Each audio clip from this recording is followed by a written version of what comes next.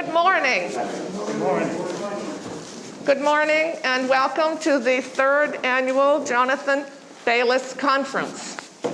This is the first in a series of programs today that will cover the rich and complex history of Rocky Neck. And we begin with three siblings, known as the Sibleys. And I don't really have to introduce the family, the Sibley family, to anybody, but I will. These three, Liz, far to the left, is a sculptor who was born and raised in Gloucester and now lives in New Hampshire.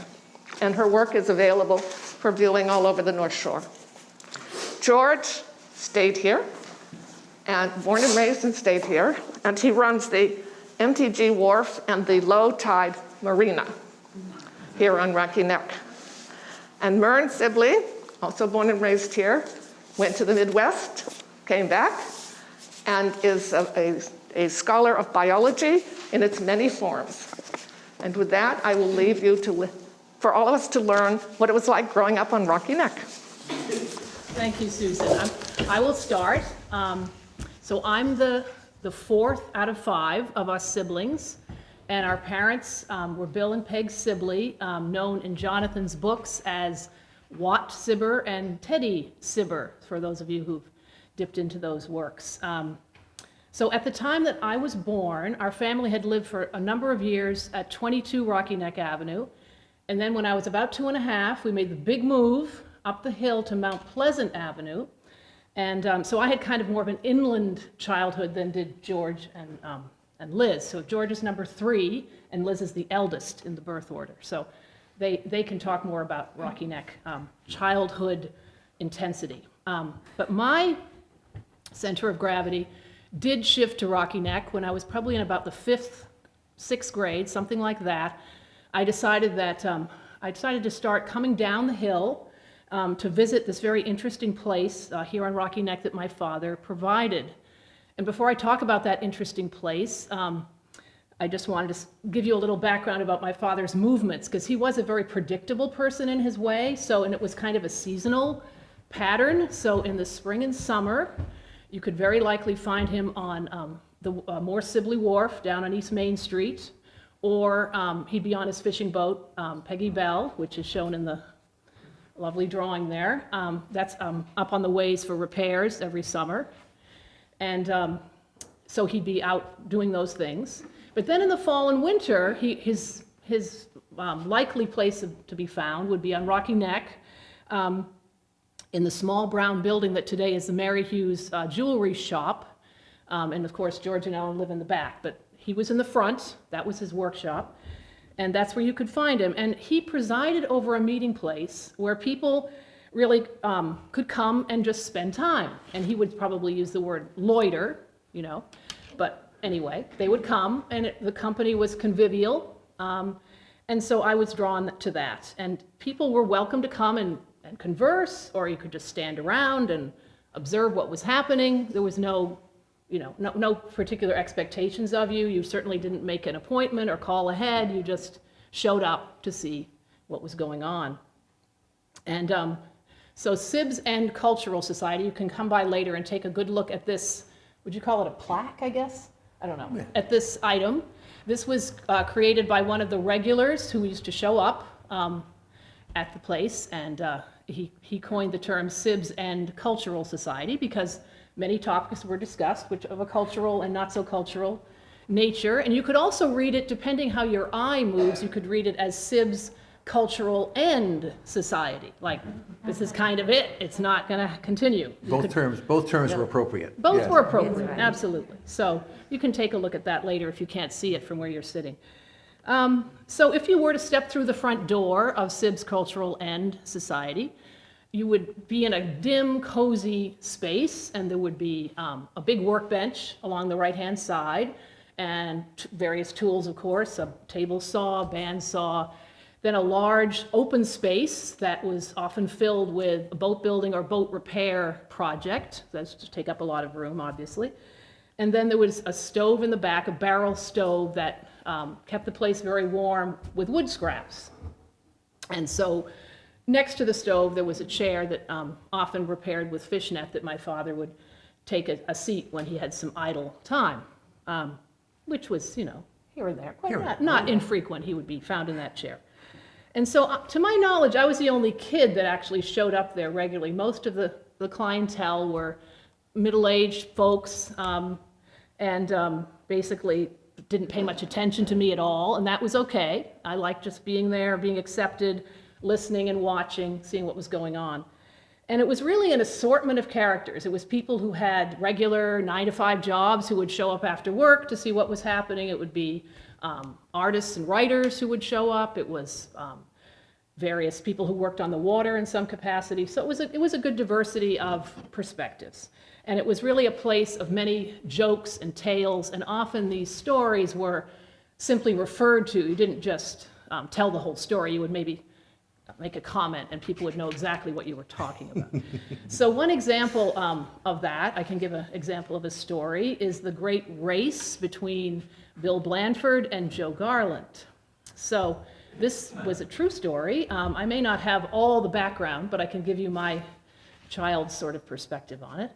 So Bill Blandford was a genial fellow. He was a custodian at Beauport Museum up on Eastern Point. And if you haven't ever been there, you really need to go because it's a wonderful place. And he took care of that place. And then he liked to ride a bike. And he had a unique way of riding a bike. It was very gracious, very slow. And the bike would move along. And my father used to marvel that the bike didn't just kind of fall over, but it never did, always upright, kept going. And so that was Bill's style, and he would ride his bike down from Eastern Point to Sibbs Cultural End Society. And then Joe would usually get there on his sporty convertible. He had a small convertible that he liked to drive. Now it so happened that one day Joe actually fell and broke his leg. The story was he fell off a teeter-totter. I don't know the full story, but something like that. And so he could no longer drive his sports car because he couldn't handle the clutch with his broken leg. So he was getting around on crutches. And one day he took it upon himself with the idea, I'm going to go down to see Bill and folks, you know, just hobble down there from his place on Eastern Point down to Rocky Neck with my crutches. And I don't really know how this whole thing started exactly, but somehow the two men more or less started off at the same time, Bill on his bicycle and Joe on his crutches, and maybe along the way, Joe's competitive instincts were aroused, like, okay, this is a race, Joe decided. And maybe Bill was also part of that decision. And they basically became a rather suspenseful competition as Joe and Bill rounded the corner and got down to Rocky Neck Avenue, the causeway by today's parking lot. You know, it was pretty much neck and neck with Bill on his bicycle and Joe hobbling along on crutches. And then at the very last minute, Joe turned on the speed and pulled ahead and won the race. So this was quite a remarkable happening, and this story was referred to and retold many, many times. And you should know that at Sibbs Cultural End Society, there was always, you know, while the stories were going on and while the conversation was happening, there was always some kind of project going on. And all I had to do as a kid was, as he would say, feign pseudo interest. You know, you sort of show up. And he would explain what exactly the project was all about, and you just had to feign pseudo interest. So that was good. That was easy. And in a lot of these projects, there was much use of cast-off industrial materials. So we brought a couple of these examples here, which you can, again, take a look at later if you can't see from your seat. So things like masonite sheets, styrofoam sheets, aluminum lawn chair pieces, you know, whatever sturdy materials that would lend themselves. And so the bandsaw would be employed to cut these lovely creatures out of styrofoam. And here they are, 50 years later, still hanging, you know, that's sort of the beauty and the ugliness of styrofoam, right? It's still with us, here it is. And I don't quite remember what the reason was why birds were such a strong, I mean, I was interested in parakeets as a kid, maybe that was why, and he was sort of humoring me, I don't know. But definitely these birds seem to crop up a lot. Giant posterior birds. Giant Yes. posterior birds, exactly, Yes. Grace. Giant posterior. Yes, That's true. giant posterior That's right. birds. We can elaborate on that. Yes, that is very true. So much of the winter, there was some type of boat building or boat repair project going on at Sib's Cultural End, and really I remember two vessels especially fondly. One was a skiff that had kind of a blunt bow, and we painted it brick red.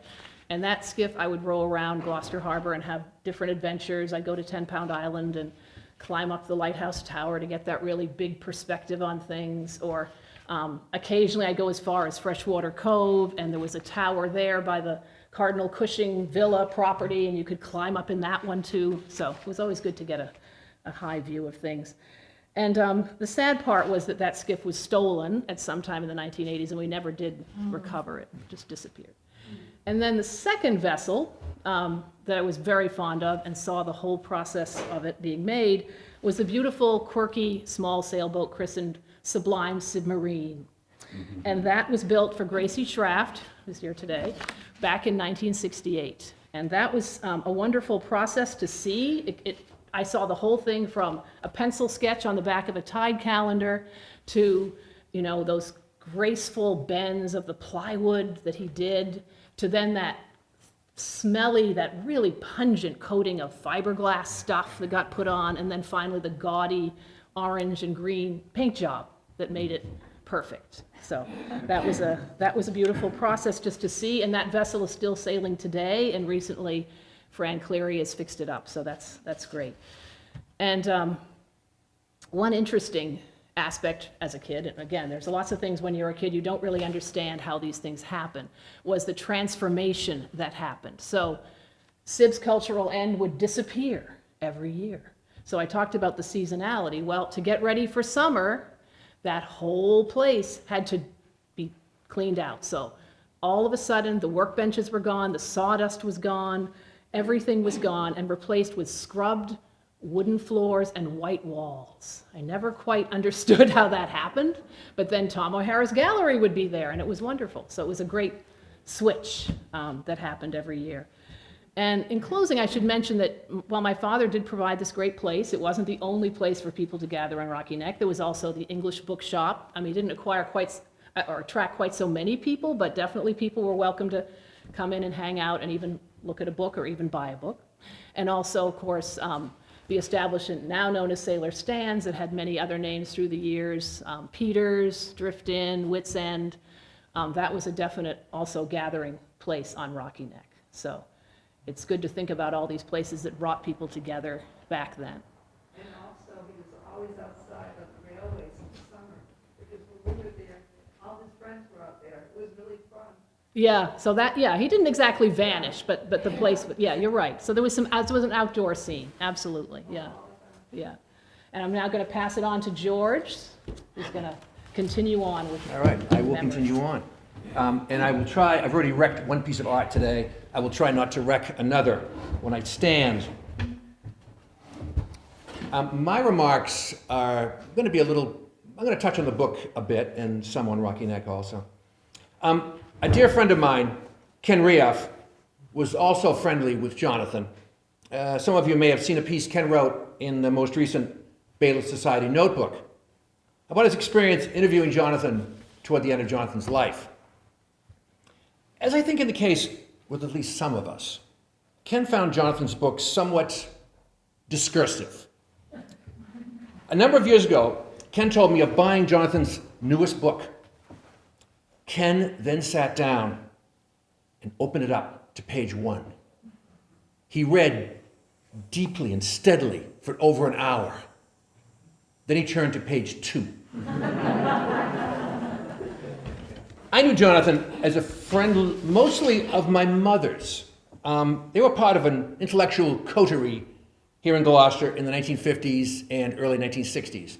They'd all voted for Adlai Stevenson, of course, against Eisenhower, and even for Stuart Hughes when he ran against Ted Kennedy for Senate in 1962. They were quite progressive. As I recall, besides Jonathan and my mother, the gang included Charles Olson, Vincent Farini, a young Peter Anastas, Father Smythe, who you'll hear about later on from the oratory up on the hill. Certainly there were others too. My dad, Jonathan's Wat Cibber, was not part of this group. I think my father viewed them with amusement as people removed from the practicalities of life. My father's crowd were his friends who gathered at his workshop here on Rocky Neck, the officious headquarters that Jonathan describes in Gloucester Tide, with battered easy chair, an overstuffed rocker. These were items made by my father out of bits of this and that, lashed together. Jonathan was, in my observation, only on the fringe of this group. It's telling that Wat, in Gloucester Tide, is described as the only native marooner among Caleb's friends. A member of Dad's group, the writer Joe Garland, remarked at my father's funeral that my father had time for a fool, but none for a faker. And Jonathan echoes this when he has Wat say of himself, "I may have great regard for the regardless, but I have little use for the useless." One thread of my dad's persona was playing the colorful local denizen, prone, as Jonathan writes, to patently idiosyncratic expressions, springing from some distant Wessex ancestry. Of course, my father was only first-generation American. His father came from England. It occurred to me that Jonathan may have divides Wat's last name from the sound of our name, our family name, and the name of Collie Cibber, who was a 18th century English actor known for playing the malaprop, very much in my father's vein. The other locus of my dad's group was the coffee shop across the street, Sailor Stands, as Mern has mentioned. It's called Spartans in Gloucester Tide, and was run by young Peter Nass's father, Peter the Elder. Here they would have coffee and lunch and sit and sit and sit. Rocky Neck was a working class to middle class neighborhood in the 1950s and through the 60s. Art galleries, restaurants, and boatyards, of which my father's was of a type, lined the Argo Cove side of Rocky Neck. And Argo Cove is another one of those great Jonathan renamings. The interior streets were pretty much residential. The paint factory at the end of very bumpy Horton Street, the Rocky Neck Railways at the end of Rocky Neck Avenue, the Rockaway Hotel at the top of Fremont Street, and of course, Peter's Coffee Shop. The art galleries and restaurants added a bit of a cosmopolitan flavor to the neighborhood.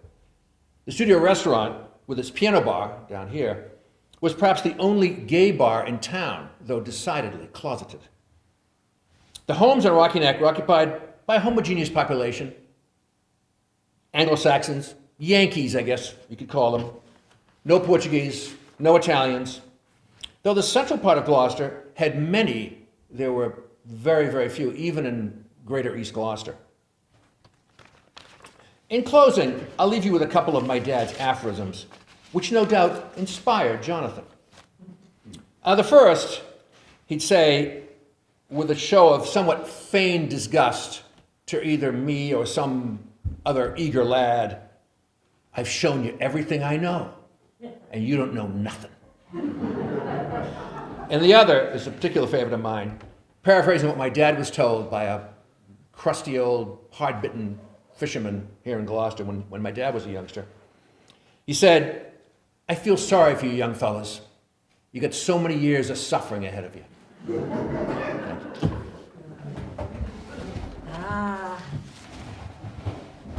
Oh, yes, well, it's true. I mean, a lot of times in those, what? Mask off. Bill can hear you a bit with the mask off, maybe. Well, no.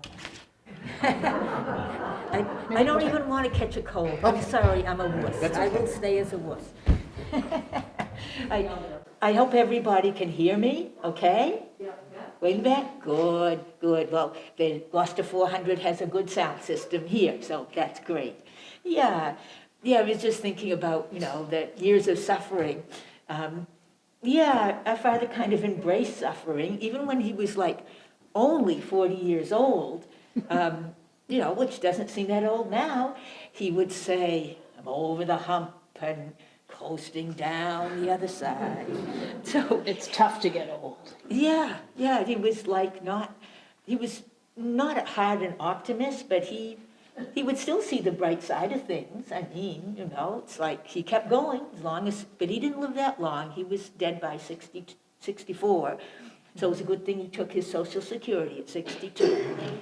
So, but I kind of wanted to emphasize how actually I think Jonathan and our father were more friends than we realized. Or Jonathan hung out there very observantly for a long time, in the background perhaps at Sib's end, because a lot of his quotes are very similar in rhythm but not in words, And so I just wanted to read, I have here the text, one of the mighty books. The text. Yes, that's right. And this is in Jonathan's last book, the Gloucester Miss book. And toward the end, I haven't read this whole book. Kathy Bayliss pointed out to me some interesting excerpts. And this is one where it's a gathering of the power women of the city establishment. There's a city councilor, the wife of the mayor, the head of cultural organization, and they are hosting a lunch for this writer who has returned to Gloucester, who started out as a Gloucester Daily Times journalist and became a New York Times bestseller writer. That would be Kim Bartlett, and he's called Tim here, Tim Scriabin, which is Jonathan's, well, I guess they're not misnomers, but, they're kind of There's some like, connection. Yeah, right. There's always a connection. Yeah. He's very good Yeah. with words. And so one of them, Tessa, said to Tim, "Did you come across our sardonic Wat Cibber, the truly rugged individualist?" Tim replies, "Oh yes, the one-man Yankee dragger with his Cabotland water dog. He took me out on a few of his trips and let me steer while he was hauling nets.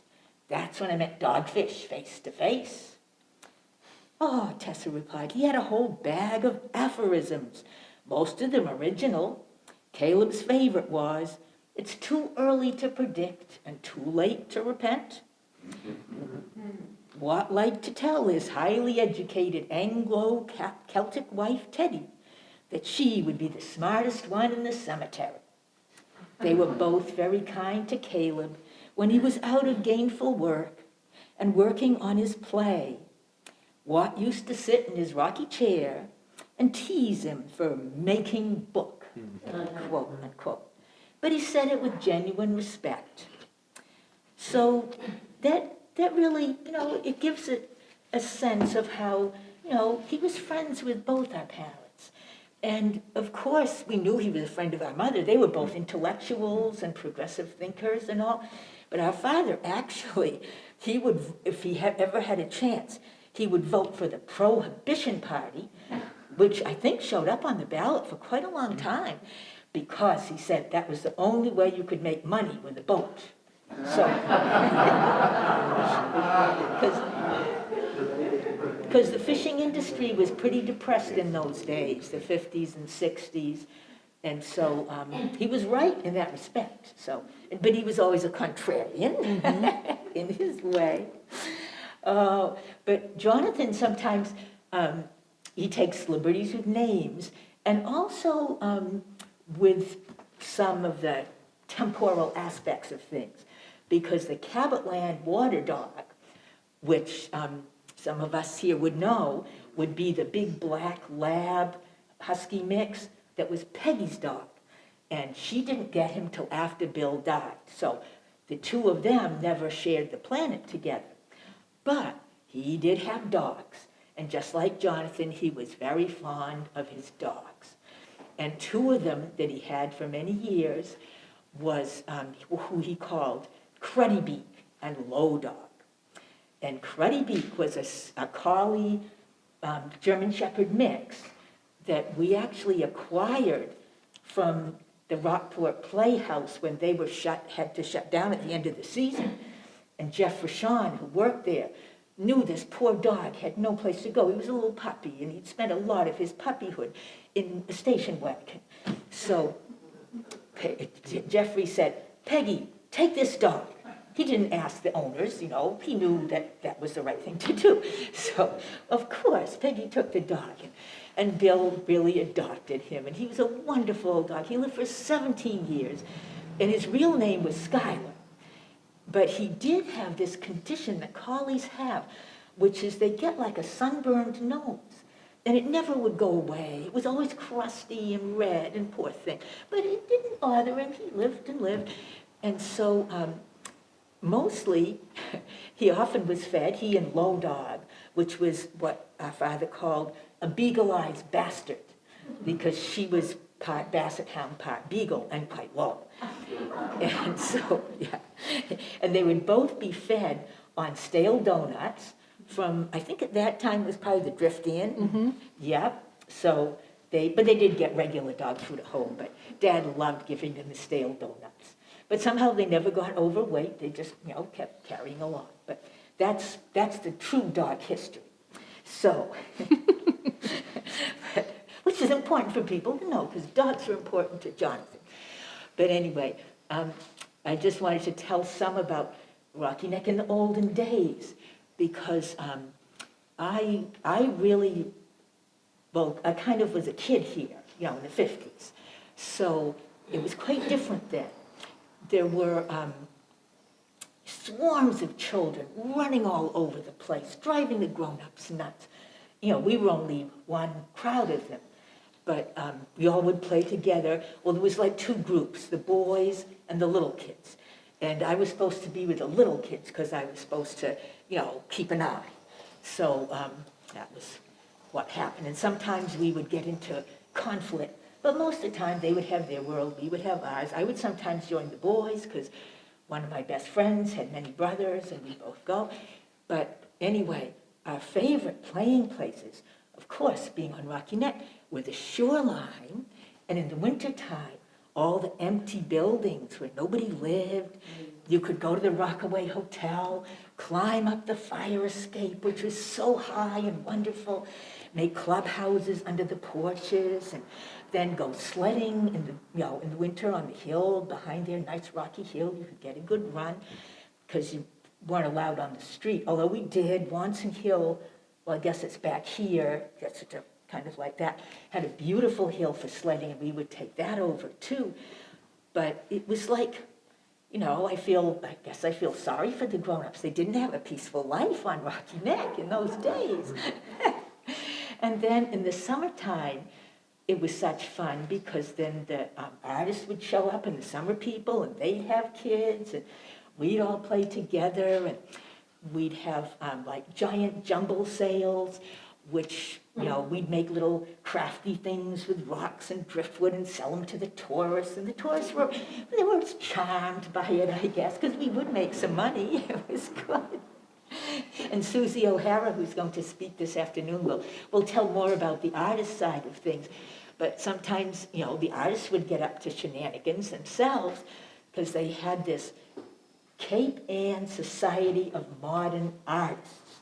They were like the Salon de Refusés of the Rockport and the North Shore Art Associations, who were very traditional. And so it was like CASMA for short. And they would have the CASMA costume ball every summer. And it was a marvel of the beautiful costumes the artists would make. Of course, we weren't allowed to go, we were too young. But one morning, we looked out, because we grew up in the big gray and white house there on the corner, up, you know, sort of kitty corner from the parking lot. And we looked out across the street at our father's wharf there, and there was a mermaid caught in the net. My father would hang his nets up to dry there. And so we went across, and she was beautiful. Okay. And there was a sign with it that said, Kilroy was here. And so it was like, that evil Kilroy, you know, because I was just a kid. He kills mermaids and hangs them up to dry. It was horrible. But anyway, I know I could digress a lot more, I guess, about various things. But it is 10 o'clock. But I just wanted to set one scene, which was the water pollution, the horrible situation in the 50s. continuing into the early 60s until the sewer pipe was put in on Rocky Neck, which is how we ended up with that nice parking lot nowadays. That was all part of the shore. But when we played on the shore, we could play happily in like Wanson Cove, Oaks Cove. I mean, sewer pipes, every house on the shore had a sewer pipe that ran in. And we knew we shouldn't step on or in front of the sewer pipes. But, we could run all around. But Smith Cove, you had to keep very close to the edge because Smith Cove doesn't get much tidal flushing. And basically, other than like 10 feet from the shore where you could walk, it was black mayonnaise, sewage sludge. It was horrible, and it stank at low tide. But things lived in it. There was like 1,000-legged white worms, and they were like pearly. They were beautiful, but we weren't really allowed to go get them because you could lose your boot. It was just, you would sink right in. So we had to keep our heads down if we were going there. But I just did, I want to tell one little story, then I'll quit. Yeah. And it wasn't just the sewage, it was also all the fish processors. They would dump the fish guts and everything right into the water. And pogey oil, oh, it was horrible, pogey oil. And it would show up on all the shores, but really collect on Rocky Neck in Smith Cove. So one of the places we love to play, though, it's interesting on the shore, where the ways is, like you can see in that picture, the Peggy Bell, our father's boat, hauled up on the ways. But it's like a railway. We'll see the big railways later today. But he had his own, and when a boat wasn't there, it was a great place for kids, like a jungle gym, to climb on and walk out on the rail, see how far you could get without losing your balance and falling in. Well, one day, Annie, our sister in Wales, who isn't here now, George and I were all playing on the ways, and it was a day of particular horrible tide.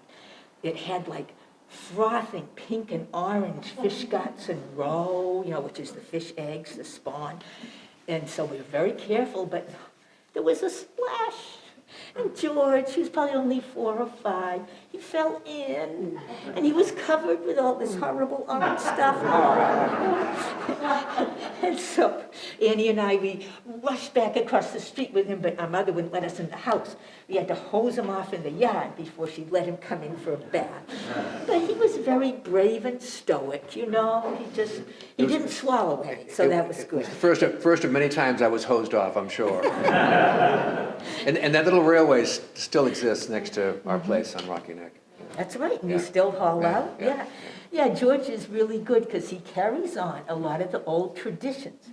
And I'd just like to point out, over here, the banner, the Sibzen Cultural Society here, is supported on a fine self-made tool that George made. If you see the broom, it's reinforced specially with his own rig to be a pedestal. It was rather a quickie thing. Yeah, Repurposing. Yeah, repurposing, yeah. Right. Yeah. That is true. Yeah. Yeah. Well, Liz, I didn't know you had to mind the neighborhood children as well. Well, she had to take care of me when I was younger. I thought that was kind of but you're saying if kids went out to play, you were put in charge of them. That's sort of annoying. I had to watch over Annie and George. Yeah. And of course, George, of there course, was age, everybody. Well, Annie had her friends, Debbie Kidder and Pammy Kidder and Anita Wanson. There was just, so it ended up being a whole bunch of kids, because there was kids your age, Bobby Publicover, let's see, different ones. There was just lots of kids. Robert Groupie? Yeah, he was older though. Yes. Oh, yes, he was older. He didn't But run you with had us, to he be ran the with the boys. responsible party here. Yes. Yeah. So if bad things happen, it was my fault. But a lot of times the bad things happened because we were having fun. Yeah. So I didn't mind. It was, it's like part of life. You do what you can get away Right, with. But yeah, it was really. It's one thing that's striking now in Rocky Neck, there are almost no children here. Yeah. Unfortunately. Yeah, Almost zero. yeah. Yeah. I can think of maybe one. Same up on Mount Pleasant too. Yeah. That used to have Yeah, many, many kids. strange. Yeah, well, you were telling us. Mern. Yeah, no, Mrs. Puglisi did a count, I think probably back, I don't know, mid-60s, So she had this neighborhood concept, which would be, if you think of Mount Pleasant Avenue, it would have started at the fire station and then gone down to about where the Chisholms used to live, so kind of the top of the hill there. That was her idea of the neighborhood, and she counted up 75 children in that small area. So there were a lot of them everywhere. Rocky Neck also, but yeah. Yeah. Yep. It was the baby boom, It everyone was definitely the supposed- baby boom. As my mother said once, she said, I don't know why we all had so many children. But it was in the air. Everybody, like 5 kids was like, that's what you did. No big Well, deal. in the early days, she told me, we had to repopulate the world after World War II. And she there had you been go. in World War II and seen people suffer and die. Yeah. So, you can't. That was in blame the them, air too, really. yeah. Yeah. So that was one of the things. Yeah, I know. So, Yeah, she'd come from England. She met my dad during the war in England. So she had seen the war. yeah. Oh, and just the one thing I didn't see, I could go on and on. Go It's ahead, terrible. yeah. I just wanted to say one thing, a beautiful thing of, every few years in the 50s, there was a lovely event where the brigantine Yankee would return to Gloucester from the South Seas. And in those days, there was hardly any sailing boats. And it's so great that we have I so know. many That's a good point. now. That's a good point. Yeah. But she Yeah. was the only Yeah. one who would come into the harbor under sail. Yeah. People would wait for hours sometimes, because you can't always have a schedule under sail. And they'd come out with boats. So many boats would come to greet her. We'd go out in our father's boat, and he would have the loudest horn of any. He was a little boat, Peggy Bell. She's only about 35 feet, but it was a big air horn. But he didn't blow it off. He was not. No. He was a quiet man, but we would encourage him to blow the horn. And then after they landed, they stayed down here at the Rocky Neck Railways that we're going to see. And then Irving and Electra Johnson, they were the captains of the Yankee. They would stay at our grandmother's house. She had a rooming house, like an inn in the summer, on, just in the same big old gray and white building where we grew up. And they would stay there. We would feel so special because they would give slideshows of the South Seas in my grandmother's living room. And so there it was, they put up a screen, the whole wall turned into a tropical island. Oh, we were so lucky. And we could see it right close. Anyway, that was one thing I wanted to say. But, you might remember other things. And I loved, Mern, what you were telling about hanging out there. It's important to have a good hangout, right? Yeah, and Yeah. going through the whole process of building the sublime submarine. But a lot of the hanging out, our father, he would make fun of it sometimes. He'd say, well, we're waiting for the tide to come or the paint to dry. There was always something, going on very quietly. Yeah, slow process, Yes, slow right. process. And he didn't mind, and he was always there like a rock. He was so trusty.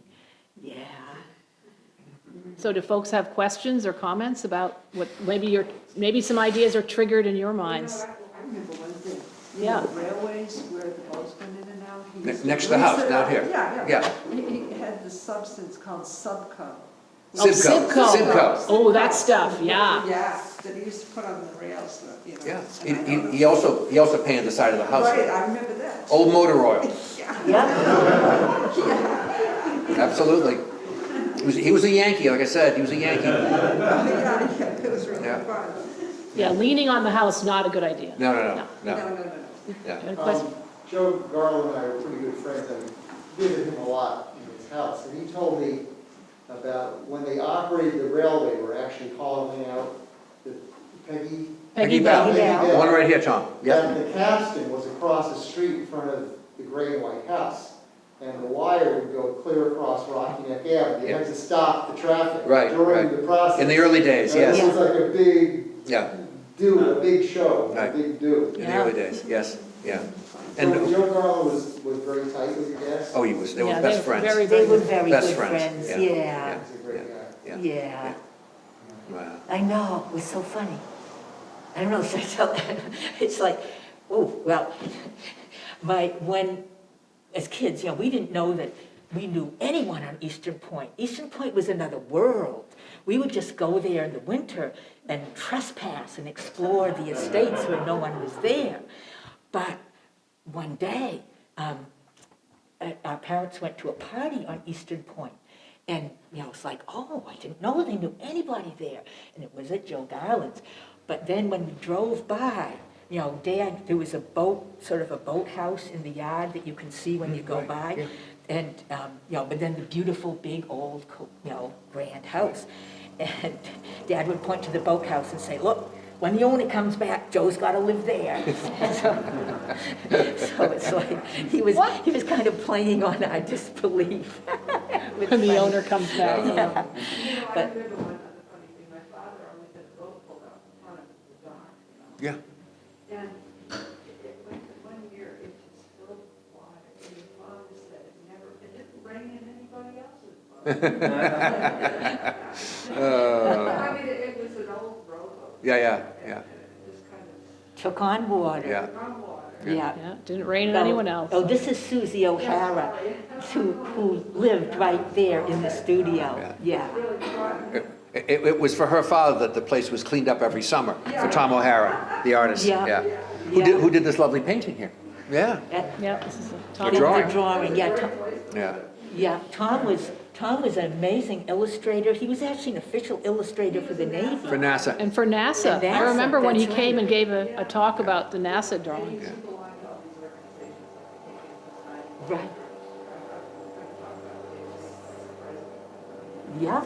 No, we'll find out more, so that's great. Catherine, you have our attention. Can you talk a little more about the fishing? Okay.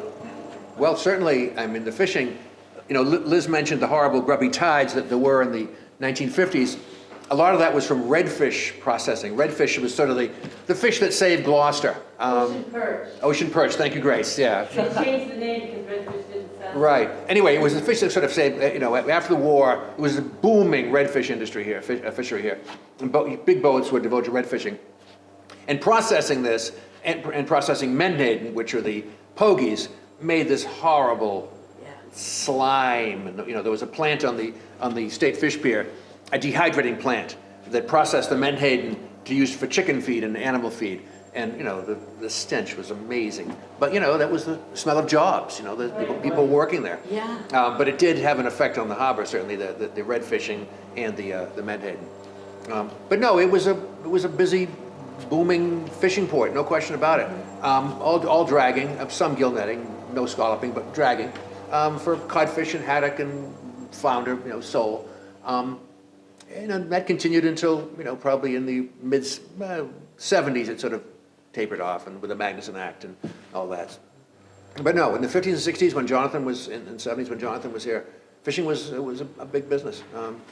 You could support a man who wasn't dropped out of high school, could make a middle-class living going fishing. You could support a family, pay a mortgage, pay for the boat, going fishing. A person with, again, with no much education. If he was willing to work hard, did a lot of the work himself on the engine and the nets, of course. So no, fishing was a big part. I mean, our town's greatest attribute is our harbor. That's what separates us from, I don't know, Reading or someplace, or wherever, Andover. We have this amazing harbor, and that's what drew the fishing here. Right. Long may it continue. And our dad had the vessel set up so he could fish by himself. But I Yes, think he yes. really enjoyed George for many years. You would also be his crew Yeah, too. yeah, So I think yeah. it probably went better to have the two people on board. Well, yeah, but he liked going by himself. he had his Oh, yeah. system. He did. Yeah, no, he Yeah, had yeah. his system. He Yeah. didn't depend on you Yeah, because, of course, yeah. you'd go off to school Yeah, or whatever, yeah. and he'd keep on. No, the joke that I made went fishing myself alone, and when you fish by yourself, you finally have someone who's as bright as you are, who laughs at all your jokes, who knows instinctively what you want to do. I think my dad was like that. He wasn't, he lost an eye during the war, and yet you wouldn't know it, he had no inkling Very of good any kind balance. of disability. And he was quick as a cat on the boat. I remember once we dumped the cod end full of fish, and this giant haddock came down, hit the deck, and was bouncing overboard, and he reached out like a hockey goalie and just snatched it midair before it got in the water. I was very impressed. Grabbed by the tail like that, bang! Like, wow, the old man's quick. Yeah. Anyway, Yeah, and the whiting was a big thing too. Yeah, the whiting too, Whiting. yeah. The whiting yeah. every All that summer. tonnage, Yeah. yeah. Oh, man, yeah. and a lot of them had the fish eggs, Yeah. so it was probably wiping out generations, Yeah.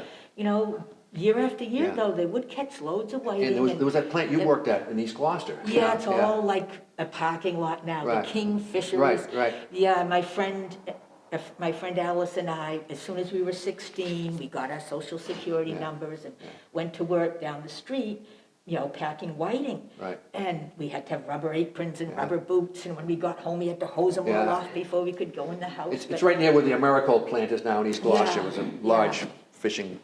you felt like you were really part of the town working, so it was a good thing to do, though. It Yeah. did make a big mess. Yeah, yeah. But those are middle-class jobs that, of course, are gone now. Yeah, well, those Working weren't, class jobs, those I weren't, not Yeah. on the Yeah, line, yeah. no. But no, fish No. cutting A was lot- though, but Well, cutting the the men, fish. it was sex Yeah, it was segregated. definitely sexist. Definitely Yes, it was, sex. yeah. Yeah, the Yeah. men were on the front of the line, Yeah. and they would Yeah, they do were the paid that. cutting. Yeah. And then we'd have to pack them, all Yeah. the women would Right. have to pack Yeah. them in the Oh, boxes. you weren't Yeah. doing cutting. No, but we'd pack them in the boxes, and of Okay. course, it'd be just all slime Yeah, everywhere because and the stuff. fish cutting was a real skill. Yeah, yeah. yeah, yes, the women just packed, and a lot of them, they lived over town, they had rough lives. Right, Yeah, right.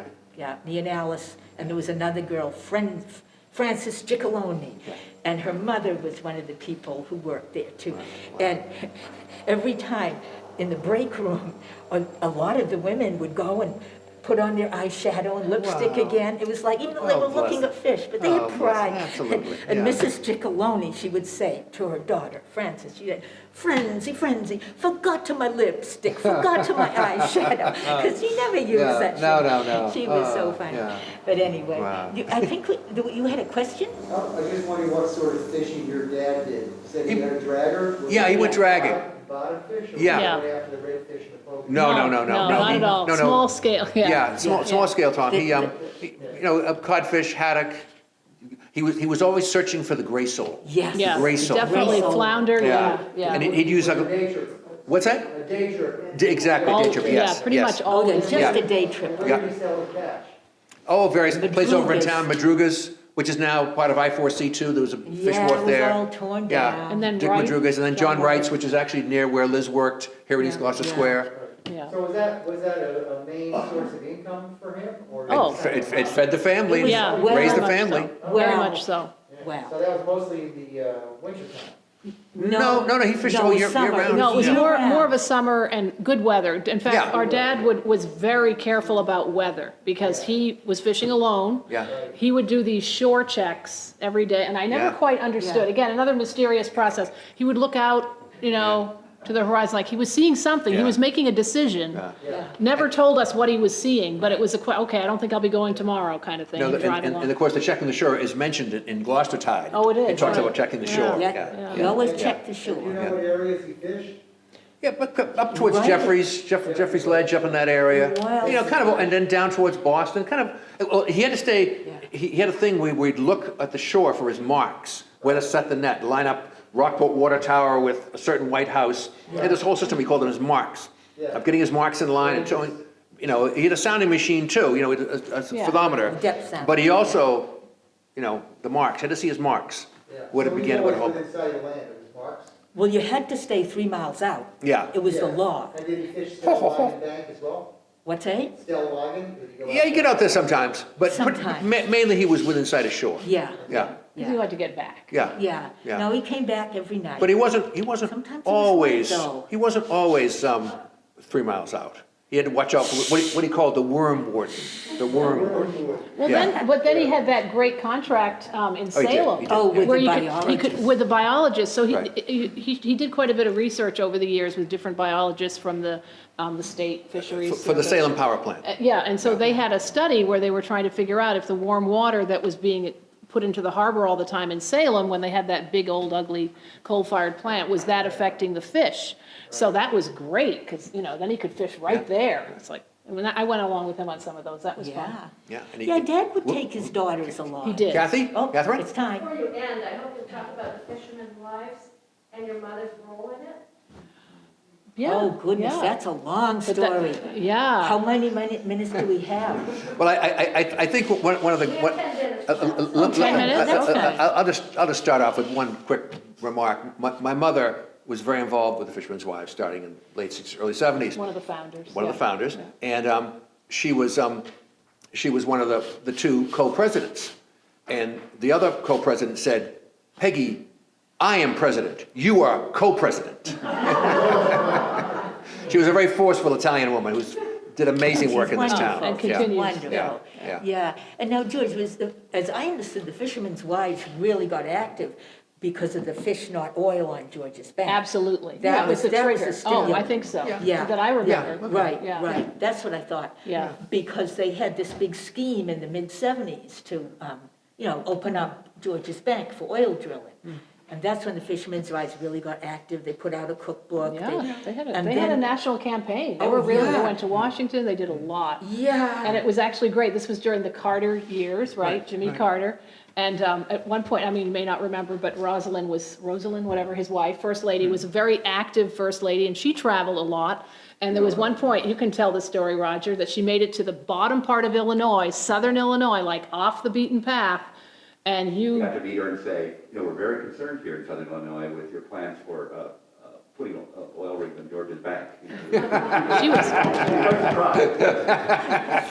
like, wow, people in Illinois are upset about George's Bank. That's something. Well said, Roger. And she did tell you, she said, I've heard of Georgia, I know about George's Bank, or she give you a little pushback, right? Yeah, I don't know what yeah. she said. Yeah. Great. So yeah, it was, that was the trigger for it, for sure. And, Yeah, yeah. yeah.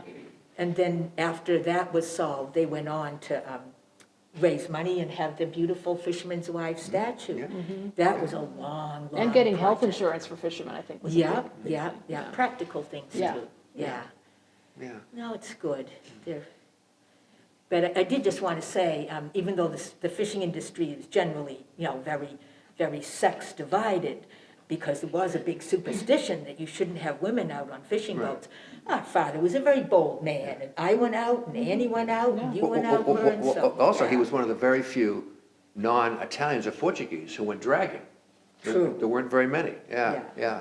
And so my mother was one of the very few non-Italian or Portuguese women in the Fishermen's Wives, which is a little Yeah. interesting for her, yeah. Well, it's good. She loved culture. That's culture. So, yeah. But it's sort of like, on the whole, I mean, you had asked about whether, it wasn't entirely the fishing income we lived on. Because Truth be told. losing it, our father was so lucky. He lost just an eye in World War II. He could have been in D-Day and died totally, because he was in England training for it.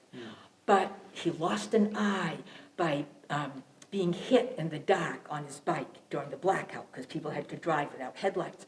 And he almost died from that, brain injury, but it was before he was shipped off to D-Day. So he was so lucky. And then he could get veterans' benefits. They weren't huge. No. But it They was were regular. wonderful. It was They a were regular check. related to the children. So he could have more children and get a little more. It wasn't a huge benefit. So is I don't think it was Is that that big. what drove them to have a larger Maybe- family? Maybe that's why they all had so many kids. I'm a veteran's benefit, am I? Yeah. It was wonderful what they did, but unfortunately, it was almost entirely, I think, for the white veterans, because the black veterans, they didn't get education, they didn't get the mortgages. So, we've got a lot of reparations in this country to do, but that's another subject. But it's like, it's not, the fishing was certainly really important, but Dad would be proud that he didn't have to go on social, which most fishermen had to do in the winter. Or unemployment. Yeah, well, they called it social. Yeah. The House of Gold. Go on social. To go to the Yeah, House of Gold. Right, Yeah. that's right. Yeah. He didn't have to Yeah, do he that. definitely because got us through the winter, He had the yeah. veterans benefit, so, yeah, hey, it's life, yeah. But maybe we should end up on that's sort of a positive note that, It is. Well, it's kind of a Zen thing, right? As you say, you have this terrible injury, but you're lucky, Yeah. Yeah, it's a good point. Oh, there's yeah. always a lucky man. Yeah. Even He when was bad lucky. things happen. He's a lucky man. Yeah, he was And he was lucky. particularly lucky in his wife. Yeah. Oh, yeah. Oh, totally. Yeah. He'd be the first to say so. Yeah. Yeah, even though he mocked about her being the smartest in the cemetery. And he'd always talk about outliving his widow, very ironically. Well, he would always say, I am known as Peggy's husband. Yeah. Peggy's husband, That's yes. right. Because our mother was very active in Right. local politics. She was on the school board for a while. Yeah. So, any more questions? Do you remember if Laura Tompkins came in with a Wanderbird around the same time as Johnson? No, I don't remember that. I've heard of the name Wanderbird, the boat, but I'm not familiar with that coming I in. think that they, I haven't, I gotta figure that out. But Yeah. I think that they came in at just about the same time, and he took kids around the world too. Yeah, he was a lovely boat, the Wanderbird, yeah. And then it ended up in California, I think. I think so, yeah. I think Sterling Hayden was. Sterling Hayden certainly had a boat. Of course, Sterling Hayden, it's interesting, Sterling Hayden was also one of the folks who stayed at our grandmother's apartment house when he was here for the 1938 schooner races. When he was a crewman on the T-boat, Sterling Hayden stayed there as, I think, a That's teenager. when he got spotted and recruited. Yes, exactly, Tom. Yes. He was a topless man. Yeah, he was, on the T-boat. Yeah. The Wanderbird, I think, was his boat, Yeah. down in California. Well, his book was called Wanderer, Sterling Hayden's book, Wanderer. yeah. Oh, Wanderer. Wanderer was the name of his book. I think Wanderbird, if I'm not mistaken, was here last winter or the winter Yeah, before. it may have been. It's here now, I think. It's here now? Or was here last week when I was paddling Last week, around. Because I was sailing my sunfish around in the wintertime, Wanderbird was there. Yeah, Yeah, Big steel, I think a double ender, yeah, about 50, 60 feet. yeah. oh, it's quite grand, Yeah. yeah. Yeah, but I don't remember, I mean, the Yankee was the big thing, but I guess it's time. No, 3 minutes, Okay. 3 minutes, 3 minutes. Oh, 3 minutes. Oh, Yeah. well, okay, the Or small less. print. The small print. Thank you, Sandy. Okay. Yeah, yeah. Yeah, I anyway. guess people came to stay at our Yeah. grandmother's because our grandfather worked at the Rocky Neck Marine Railways. So she had the nearest place. So maybe he told them, oh, I'll go down to my wife's Yeah. place. He if might you have need a been, place he to might have stay. helped her get some It business. could have been the Yeah. connection. Yeah, yeah. Hadn't thought of that. Right. Because it wasn't like she did any big advertising Oh, or no, no. anything. Can't It quite wasn't a- picture that, no. It wasn't a grand place, but Yeah. it was comfortable, Yeah. Yeah. and nearby, so that was the thing, they could just walk Location, down the street. yeah. Yeah. Yeah, No, Sterling Hayden was one of the many who've kind of wandered through our town. He was something, yeah. but that was before our time, Oh, really. yeah. Yeah. Certainly That was my the time, Depression. Mern, your time is still ongoing, Yeah. yes. And of course, we can't leave without, talk to my father without mentioning one of his dear friends, Grace. Yeah. Yeah. You guys You guys are are great buddies. great, Yeah. great friends. Yeah, He was my best friend. yeah, yeah. And we were worst enemies at first, because So how did you meet Grace? Was it at Peter's, the restaurant, or? I don't know, I remember going down to the wharf, and there was a sign that said, look out, Right, Urban's coming. urban is coming. Yeah. Urban renewal, It was yeah. urban renewal, and of course, I was a dummy, I, got out of Katie Gibbs when I was 19, it was my first job, was at the Chamber of Commerce. Yeah.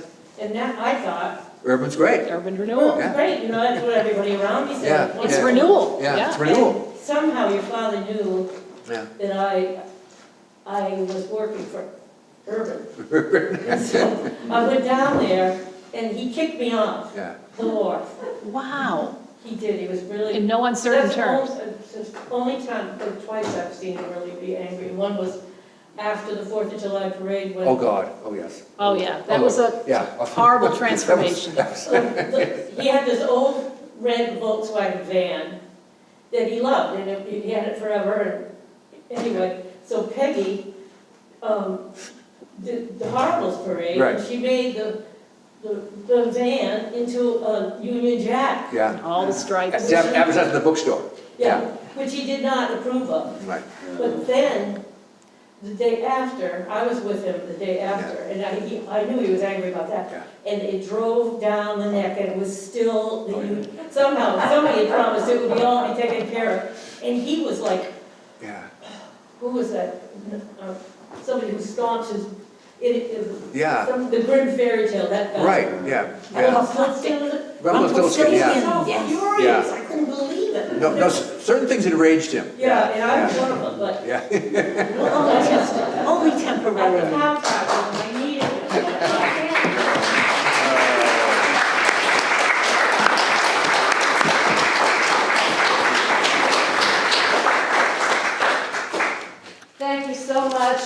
Sibleys. Well, thank you, this Catherine, for giving us a chance to wonderful talk. talk. Yeah.